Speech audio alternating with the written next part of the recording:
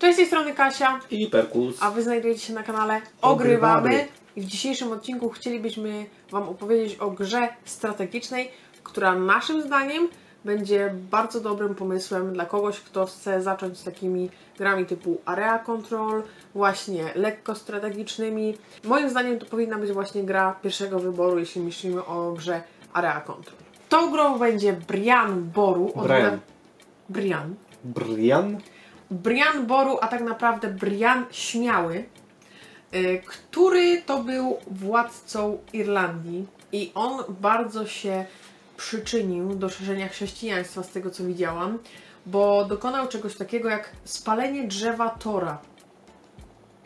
Thor to bóg wikingów, więc jakby troszkę się im naraził i z tego też powodu pewnie będą nas tutaj łoić w tej grze, ale o samej strukturze gry opowiemy Wam za momencik. Grę przekazało nam wydawnictwo Portal Games, jednak nie miało to wpływu na naszą opinię na jej temat. Tak, dokładnie.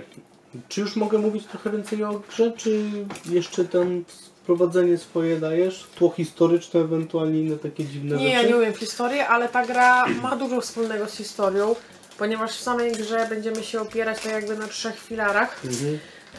Będą to śluby, będą to najazdy wikingów oraz będą to konszachty z kościołem, jeśli mogę to tak ująć. Czyli baby, wojna i kościół. No wszystkie 3 plagi.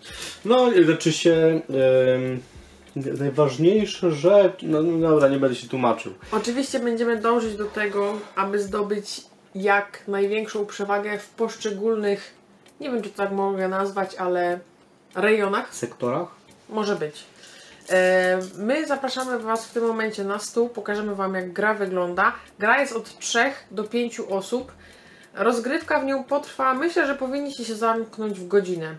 Jest dość dynamiczna. Na 3 osoby gramy 3 rundy, na 4 lub 5 4 rundy. Także nie ma czasu do stracenia. Lećmy z tym, co tutaj się będzie działo. Dobrze. W grze, tak jak już powiedziałeś, będziemy się opiekować 3 torami. I teraz tak, to jest tor numer 1. Zaślubin. To jest tor zaślubin i tutaj osoba, która będzie miała swój znaczek, dostałem tym razem znaczek zielony, będzie na tym torze najwyżej, załóżmy, że będę tutaj, a Twój chłopeczek będzie tutaj, to będzie dostawał kartę, która będzie przygotowana w tym miejscu. Są to żółte karty i na tych żółtych kartach będziecie mieli dodatkowe punkty zwycięstwa oraz możliwość ustawienia kontroli nad miastem w jakimś tam danym terenie. Dodatkowo będziemy dostawać jeden z takich znaków, które będziemy punktować na samym końcu. Wszystko zależy od tego, jaki pan bądź pani nam wyjdzie. Dla mnie to jest fajne, że tu są panie i panowie, tak, do zaślubienia, że to nie jest osadzone w takich patriarchalnych ramach, tylko mamy tu no nieco tego równouprawnienia, tak, no bo możemy sobie zaślubić pana, możemy sobie zaślubić panią, no chyba, że to jest kwestia tego, że w tamtych czasach nieważne. Nie drąż. I finalnie ostatnią kartą, którą będziemy mogli zdobyć, jest to księżniczka. Ona się nazywa Estrid i ona będzie miała swoje specjalne umiejętności, o których powiemy na samym końcu, żeby to było bardziej przejrzyste. Ważnym aspektem jest to, że jeżeli skończymy turę, to osoba, która ma najwięcej punktów, spada na sam dół, a reszta pozostaje i dostaje tam dodatkowe profity, które są tutaj wymalowane po lewej stronie. Jest to także bardzo ważne, bo trzeba strategicznie podejść do tematu, kiedy Ci się opłaca poślubić tego chłopka albo kobietę, żeby mieć jakąś podstawę na kolejną turę. Bo wszystko zależy od Waszej strategii. Dobra. Tak jak już powiedział, musimy tutaj zachować czujność, bo czasami te profity będą dla nas bardziej intratne, aniżeli poślubienie księcia bądź księżniczki, która się tam znajdzie. I dodatkowo fajnym jest właśnie tutaj to, że jeżeli będziemy nawet jeden krok za przeciwnikiem, no to my zostajemy na samej górze, więc w przyszłej kolejce będziemy mieć dużo większą szansę na to, żeby zaślubić tą księżniczkę. I moim zdaniem trzeba tu bardzo pilnować tej ostatniej rundy, no bo tam mamy tą Estrid, która będzie no niemałe, że tak powiem, benefity nam przynosiła. Co do kolejnego toru, to jest tor bitwy. Jak już wcześniej powiedziałam, ten Brian troszkę wojował z tymi wikingami, tak więc będziemy mieć tutaj najazdy wikingów i ci wikingowie będą się objawiali właśnie w formie takich żetonów.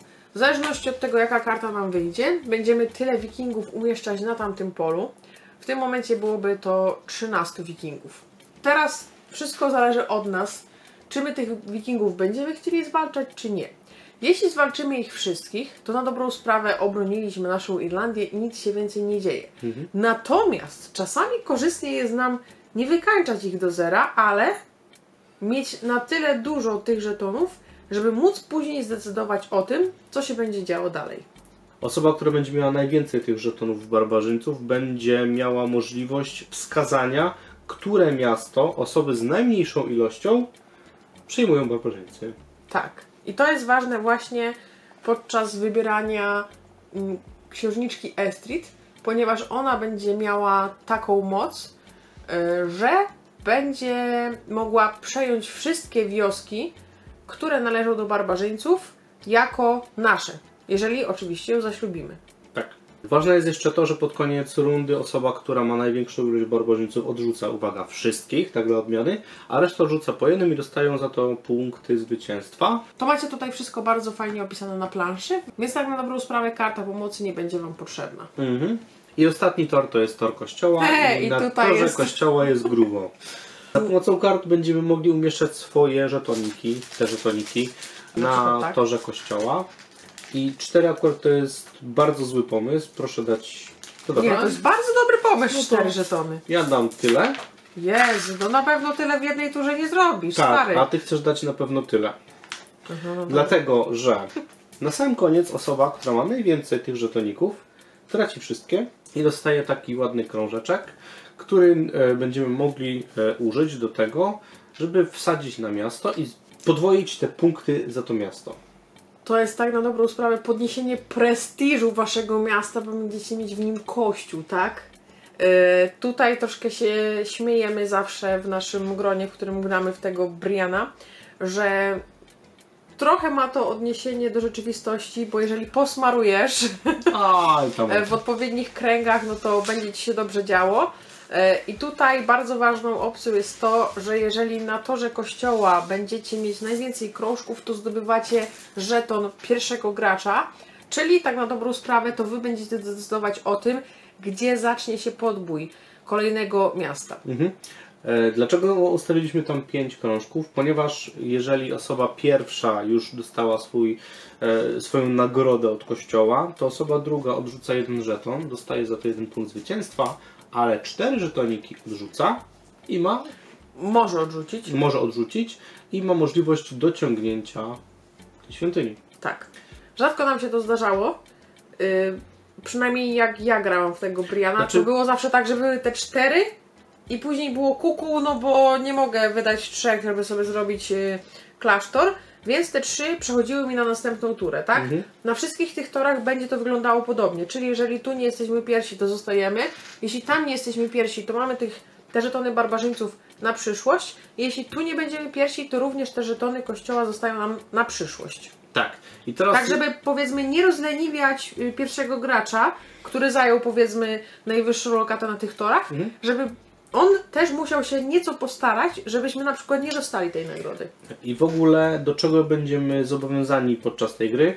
Pierwsza osoba, która będzie zaznaczała nam informację, że będziemy się w tym momencie bić na przykład o miasto takie, będzie miała swoje karty na ręce i tutaj w zależności od tego, ile mamy osób, dostajemy tyle kart, ale co jest ważne, przy 3 osobach to jest 8 kart, z tego co pamiętam. Tak, karty nie powtarzają się, mają numery od 1 do 25. Ja teraz Wam je pokażę po prostu.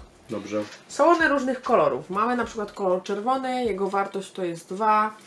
Tutaj mamy znowu czerwony, mamy kolory żółte, mamy też niebieski i mamy też białe. I teraz, jeśli się dobrze przyjrzymy tym kartom, to żółte będą się odnosić do toru zaślubin. Jeżeli na przykład wygramy potyczkę w danym mieście, to będziemy realizować tą akcję z góry. Jeżeli natomiast przegramy, no to będziemy mogli sobie wybrać jedną z tych akcji pobocznych, które będziemy mogli zrealizować. I teraz tak, żółte tyczą się zaślubin, czerwone tyczą się toru bitwy, niebieskie będą się tyczyć kościoła, a białe będą działać jak jokery. I teraz o co chodzi w tym, że wygramy starcie w danym mieście? Każda z osób będzie zagrywać karty. Załóżmy, że gramy we 4 i zagraliśmy karty takiego rodzaju jak tutaj jest. Zawsze pierwsza kartę zagrywa osoba, która wybiera miasto i to ona decyduje, w jakim kolorze będziemy się bić. Tutaj mi się troszkę to kojarzy z klasyczną grą w karty, czyli na przykład jak gramy w 1000 i rzucamy kolor, to rzucamy do tego koloru, tak? Jeśli chcemy na przykład przejąć daną lewę. Tutaj będzie miało miejsce to w podobny sposób, ponieważ jeżeli ja rzucę niebieską 19, no to pozostali gracze mogą mnie przebić. Mogą to zrobić niebieskimi kartami, ewentualnie tymi białymi, bo one się tak jakby upodobniają do tego koloru, który jest w tym momencie tak zwanym przewodnim. I teraz w tej sytuacji osoba, która zagrała 19, niestety nie przejęła tego miasta, zrobiła to osoba z 20. I co się dzieje w tym momencie? Osoba, która zagrała 5, ma do wyboru jeden z dwóch torów. Może dostać 2 pieniążki oraz wydać 5 pieniążków, żeby zbudować miasto. Zaraz powiem w jaki sposób. Latające karty. Tak. Albo wziąć sobie 2 wojów z tego stosu do siebie i to będzie miało oczywiście benefity w przyszłości. Następna osoba jest z kartą, która jest o wyższym nominale, czyli 14. Czyli to, co chce Wam Łukasz powiedzieć, to zawsze realizujemy od najniższej karty do najwyższej karty, bez względu na to, jaki kolor był kolorem przewodnim. Tak, dokładnie. I tutaj analogicznie dostajemy pieniążek i możliwość wydania 5 na miasta. Podnosimy się 3 tutaj miejsca w górę, raz, 2, 3 i to jest koniec tej tury. I kolejna osoba, czyli osoba, która rozgrywała tą turę, ma do wyboru albo to, albo to. Ja na przykład dałbym 3 znaczniki w miejsce świątyni oraz ostatnia karta. Możesz za darmo wybudować miasto w miejscu, które jest zaznaczone w tym momencie. Tutaj zaznaczone. I teraz co się dzieje? Dostałeś ten znacznik. Teraz Ty będziesz pierwszym graczem w kolejnej turze. I jest jeszcze jedna ważna rzecz. Jeżeli byście zagrali taką kartę, mielibyście wymaganą ilość pieniążków, to możecie dołożyć miasto tylko i wyłącznie do miasta, które jest połączone ścieżką. Czyli jeżeli niebieski zagrałby tą akcję w jakiejś tam innej rundzie, to mógłby położyć miasto tutaj, ewentualnie tutaj. I gramy tak do momentu, w którym zostanie nam jedna karta na ręce, wtedy wszystkie karty są zbierane. Tej karty już nie zagrywamy. Tak, rozpatrujemy punktację na tych torach i tak naprawdę gramy określoną ilość rund, czyli 3 dla 3 osób, 4 dla osób 4 lub 5. I została nam tak naprawdę do opowiedzenia jeszcze tylko jedna rzecz. Mamy tutaj znaczniki tych terenów. W sumie to 2. Okej. Mamy te znaczniki terenów i te znaczniki będziemy zdobywać i za nie punktować. Więc jak będą zdobywane? Na mapie będziecie mieć 2 wartości. Pierwsza z wartości w danym regionie będzie informowała Was o tym, ile punktów zdobędziecie na koniec gry, jeśli będziecie mieć przewagę na tym terenie. Natomiast druga wartość będzie informowała Was o tym, ile na tym terenie musi znaleźć się miast, ewentualnie klasztoromiast, tak żeby suma ich była równa i tu uwaga 5. Wtedy odblokowujemy kafelek, jak ja to się śmiałam, Connecticut. No jest Konauk. Ja na to mówię Connecticut roboczo. No to są Lannisterowie, także... No. W tym regionie siła tych miast musi być równa 5 bądź więcej, żeby dana osoba, która będzie miała tam przewagę, mogła za nie zdobyć punkty na koniec rozgrywki. Jeśli na przykład zdarzy się tak, że będziecie mieć remis w siłach, to wtedy dzielicie się punktami po pół, zaokrąglając w dół. Musicie pamiętać o tym, że jeżeli macie miasto, które będzie przejęte przez barbarzyńców, to one też liczy się do tej siły. I tutaj wchodzi znowu ta księżniczka. Tak, zaraz o księżniczce jeszcze powiemy. Na koniec jeszcze będziemy punktować za to, w ilu regionach będziemy mieć przynajmniej jedno swoje miasto. Jeżeli to będzie w jednym bądź 2 regionach, no to nie mamy punktów, bo się nie postaraliśmy, nie robiliśmy wypraw, w ogóle słabo nam poszło. Jeśli natomiast będziemy mieć w 8 regionach co najmniej jedno miasto, to dostajemy aż 10 punktów. Co do samej Estrid. Będziemy mogli wybrać spośród 3 wariantów. Możemy powiedzieć, że jej nie chcemy i dostaniemy po prostu za nią 4 punkty, bo aktualna sytuacja na mapie nie nastraja nas na żadne inne działania. Możemy również powiedzieć, że chcemy wykorzystać to, że wikingowie będą naszymi miastami na rzecz przewagi w konkretnych regionach. Natomiast druga opcja punktowania za Estrid to będzie wykorzystanie jej na rzecz właśnie tych regionów, o których Wam wcześniej wspominałam. Czyli jeżeli na przykład widzimy, że w większości regionów mamy te swoje miasta, a na przykład ten jest zajęty przez wikingów, a tam nie mamy swojego pionka, no to myślę, że dobrym sposobem byłoby wykorzystanie właśnie Estrid w tym celu. To jest strategia, czyli 4 punkty, pomoc przy zdobywaniu tego, ewentualnie pomoc przy zdobywaniu tego. Krótka piłka, tak? Tak. Schodzimy z planszy i... Jaka ta gra jest dobra. Znaczy powiem Wam tak, nie bez powodu powiedziałam o tym, że dla mnie to jest gra pierwszego wyboru, jeżeli chodzi o gry Area Control, ponieważ patrząc na te zasady, z ciekawości wzięliśmy ją do naszych sąsiadów, którzy coś tam grają w planszówki. Głównie to my ich, że tak powiem, namawiamy do tego. I powiem Wam, że tak się wciągnęli, że powiedzieli, że na następne spotkanie mamy to za sobą zabrać i w ogóle nie przyjmują żadnej odmowy. Zasady to są bardzo proste jak dla mnie. Nie ma żadnych takich zawiłych kruczków prawnych, jeśli mogę to tak ująć. Nie ma tutaj żadnych mikrozasad, które czasami właśnie w tych grach Area Control występują. Prosty temat. Macie 3 tory. Musicie je tak kontrolować, żeby nie dać swojemu przeciwnikowi wybiec za bardzo do przodu. Musicie też patrzeć, co się dzieje na mapie.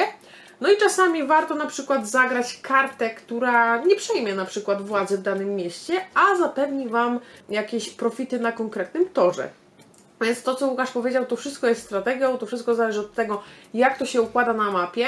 I powiem Wam, że te 3 rundy, po 8 tur, w przypadku gry na 3 osoby, no to mija dość szybko. I ja zauważyłam też jeszcze jedną zależność.